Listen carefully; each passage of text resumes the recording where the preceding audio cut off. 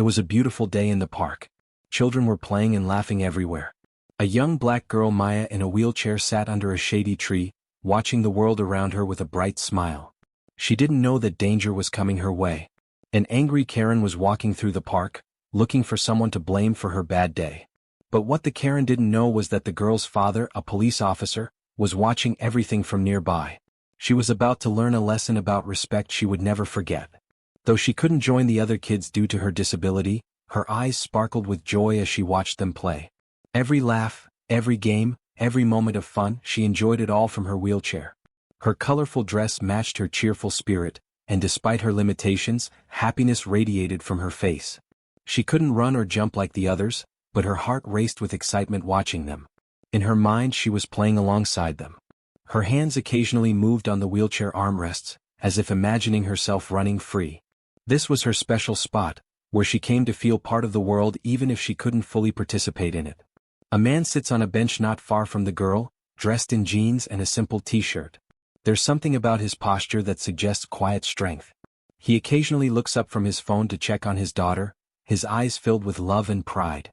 When she smiles, he smiles too, sharing in her joy from a distance. He wants her to have independence, to experience the world on her own terms, but his protective instinct never fades. His gaze moves around the park now and then, a habit from years of staying watchful. A woman in her 40s storms into the park, her designer sunglasses pushed up into her highlighted hair. Her face is pinched with frustration as she talks loudly on her phone. "This is Karen. I've already spoken to the manager twice. This is unacceptable," she snaps into her phone, turning heads as she marches along the path.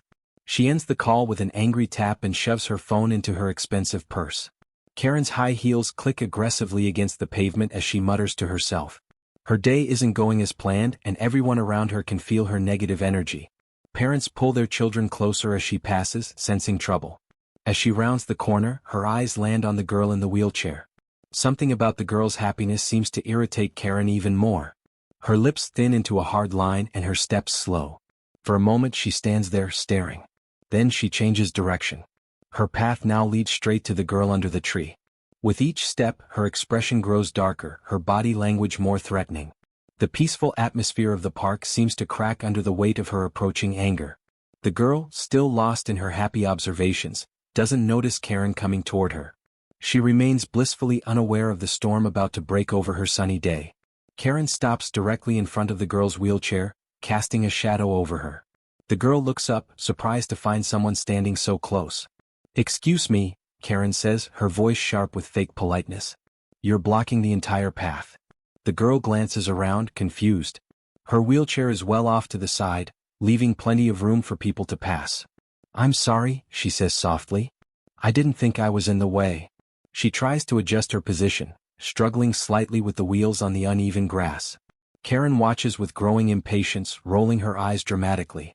"This is a public park for normal people," Karen snaps, her true feelings emerging.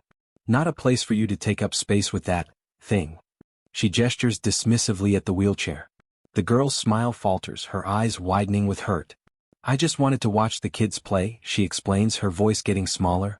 "Well, it's disturbing everyone," Karen continues, getting louder. "People like you should be in special facilities, not ruining everyone else's day." Several nearby parents look over, uncomfortable but hesitant to interfere. The girl's eyes begin to fill with tears as she realizes people are watching. Her hands tremble slightly on the wheels as she tries again to move away from Karen's looming presence. "I'm sorry," the girl whispers again, no longer able to meet Karen's eyes.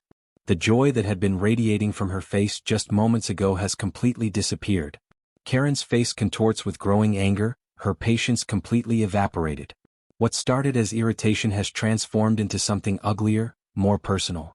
Her voice rises, cutting through the peaceful sounds of the park. "Sorry isn't good enough," she shouts, pointing an accusatory finger at the girl. "Do you think an apology fixes everything? You people always think you deserve special treatment." The girl shrinks back in her wheelchair, fear replacing the tears in her eyes. Her small hands grip the armrests tightly, knuckles turning white. She looks around desperately, hoping someone might help, but the other adults keep their distance, uncomfortable with the confrontation unfolding before them. A mother shields her child's eyes. An older man looks away, pretending not to notice. A teenager pulls out his phone and begins recording discreetly. You don't belong here, Karen continues, her words dripping with venom. This park is for children who can actually play, not just sit and stare at others like some kind of... She stops mid-sentence, her rage reaching a boiling point. In a sudden, violent movement, she grabs the handles of the wheelchair and shakes it forcefully. Maybe if you understood how much of an inconvenience you are. Karen's voice is almost a scream now. The girl cries out in fear as her wheelchair rocks violently. Her sketchbook and pencils fall to the ground, scattering across the path. With one final, powerful jerk, Karen breaks the wheelchair's right wheel lock and damages the control panel. The wheelchair tilts precariously to one side. Unable to maintain her balance, the girl slides partially out of her seat, catching herself at the last moment to avoid falling completely to the ground. She's now awkwardly positioned, unable to right herself, exposed and vulnerable. Please, the girl sobs, please stop. My wheelchair. I can't. But Karen stands over her, breathing heavily, a twisted satisfaction in her eyes at the damage she's caused. Around them, the park has gone silent. All that can be heard are the girl's quiet sobs and the sound of more phones being raised to record the incident. Now everyone can see what a disruption you really are, Karen says coldly, looking down at the girl struggling with her damaged wheelchair. Heavy footsteps approach from behind Karen, deliberate and forceful. The sound cuts through the awful silence that has fallen over this corner of the park. A tall figure moves with purpose toward the scene of cruelty. The girl looks up through her tears, and a flash of recognition crosses her face. Relief washes over her features, though she's still struggling with her damaged wheelchair. The father's face is a controlled mask of fury. His casual demeanor from earlier has vanished completely, replaced by the unmistakable authority of a man used to commanding respect. His eyes take in the scene in an instant, his daughter in distress, her wheelchair damaged, and the woman standing triumphantly over her. Karen, still fuming from her outburst, doesn't notice him approaching. She's too busy looking around at the shocked faces of onlookers, perhaps expecting approval for putting the girl in her place. Step away from my daughter. The father's voice is quiet but carries an unmistakable steel edge. It's not raised, but somehow it cuts through the air with more power than Karen's shouting. Karen spins around, startled by the voice so close behind her. She's met with the sight of the father standing just feet away, his stance wide and immovable, hands clenched at his sides. Your daughter? Karen scoffs, recovering quickly. Well, you should teach her better manners and keep her at home where she won't bother normal people. The father steps forward, positioning himself between Karen and his daughter. He kneels briefly to check on the girl, his touch gentle as he assesses if she's hurt. Are you okay, sweetheart? He asks softly, his eyes never leaving Karen even as he speaks to his daughter. The girl nods through her tears, clutching her father's hand. Rising to his full height, the father reaches into his pocket and pulls out his police badge, holding it up for Karen to see. I'm Officer Thompson, he says, his voice deadly calm. And you've just assaulted my daughter and destroyed medical equipment. Both are serious offenses. Karen's face drains of color as the realization dawns. Her mouth opens and closes several times as she struggles to find words.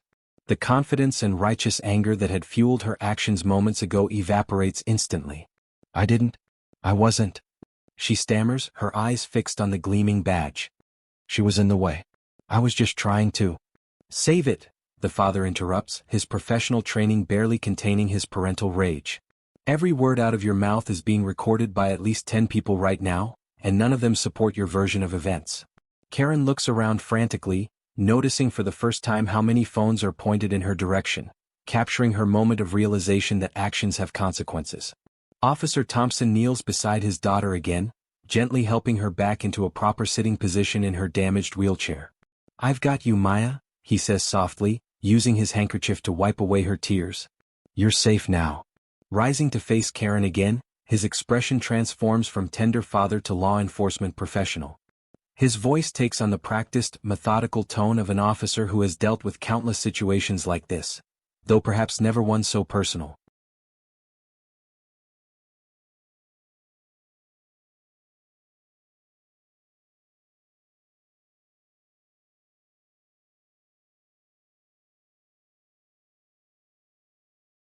Ma'am, I need you to remain where you are, he says firmly, raising his hand when Karen attempts to step back.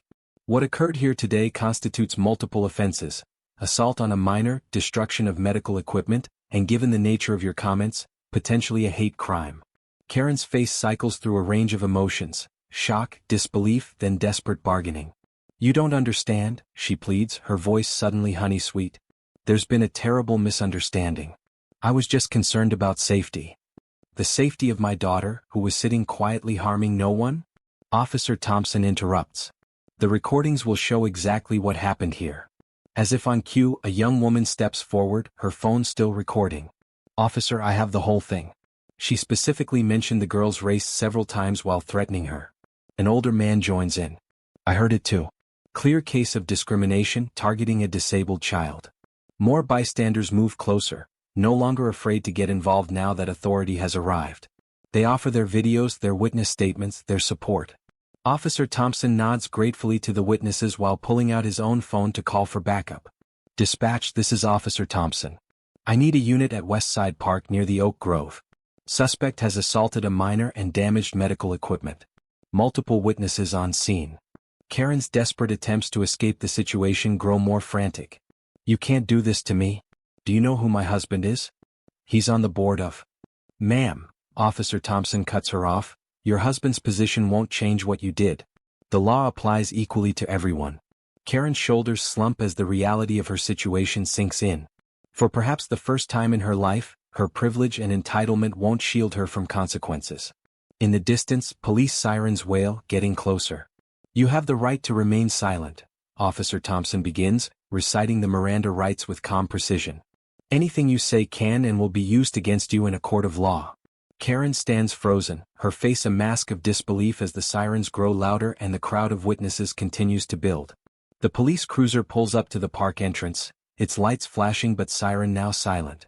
Two uniformed officers approach the scene, nodding respectfully to Officer Thompson as he briefs them on the situation. "Officers Jenkins and Rodriguez," Thompson says, introducing them to his daughter. "This is Maya. She's going to be okay, but her wheelchair has been damaged." Officer Rodriguez, a woman with kind eyes, kneels to Maya's level. "We'll make sure you get home safely, sweetheart. Your dad is one of our best officers." Meanwhile, Officer Jenkins escorts Karen toward the patrol car, her protests now reduced to quiet, occasional sniffles. The entitlement that powered her rage has deflated completely, replaced by the stark reality of consequences. As Karen is placed in the back of the police car, a small crowd of parkgoers has gathered around Maya. An elderly man who had been watching birds nearby approaches with tools from his car. "I used to repair medical equipment before I retired," he explains, kneeling to examine the wheelchair. "I might be able to get this working well enough to get you home at least." A young mother offers Maya a bottle of water and some tissues. "My son uses a wheelchair too," she says softly. "What happened to you today was wrong. I'm sorry none of us stepped in sooner." Officer Thompson watches this outpouring of support, his professional demeanor softening slightly. "Thank you all," he says to the gathered community members. "For your videos, your statements, and especially for your kindness to my daughter." The elderly man manages to temporarily fix the wheelchair's balance issue, though the control panel remains damaged. "It'll get you home, but you'll need proper repairs," he explains. As Maya settles back into her repaired wheelchair, a young boy approaches with her scattered sketchbook and pencils that had fallen during Karen's attack. "Your drawings are really good," the boy says shyly, handing them to her. "Maybe you could teach me sometime?" Maya's smile returns, tentative at first, then growing stronger. The trauma of the confrontation isn't erased, but the kindness surrounding her now begins the healing process. Officer Thompson places his hand on his daughter's shoulder, a gesture of both protection and pride. "Ready to go home, Maya?" She nods, looking around at the supportive faces that have replaced the earlier hostility and fear. "Yes, Dad. I think I am." As Officer Thompson and Maya prepare to leave the park, the community that has gathered around them creates a protective circle. The father kneels beside his daughter one more time, straightening her colorful scarf and gently wiping away the last traces of tears from her cheeks. "Dad," Maya says softly, "why did that lady hate me so much? I wasn't doing anything wrong." Officer Thompson looks into his daughter's eyes, finding the right words for a moment no parent should have to face. "Some people's hearts are filled with anger instead of love, Maya. What happened today wasn't about you, it was about her own problems that she tried to put on you." He glances around at the diverse group of people who came together to help. "But look how many good people there are for every person like her. That's what I want you to remember from today. Maya nods thoughtfully, her resilience shining through as she manages a small smile. The camera pans out to show the entire scene, the father and daughter at the center, surrounded by a community united against hatred, while in the background the police car containing Karen drives away. A gentle voiceover begins. In life, moments of injustice often unfold before our eyes, challenging us to act. When hate shows its face, we each have a choice, to stay silent or to stand for what's right. The scene transitions to show Maya a week later, returning to the same park with a new wheelchair. The people who witnessed the incident greet her warmly. The boy who returned her sketchbook sits beside her, learning to draw.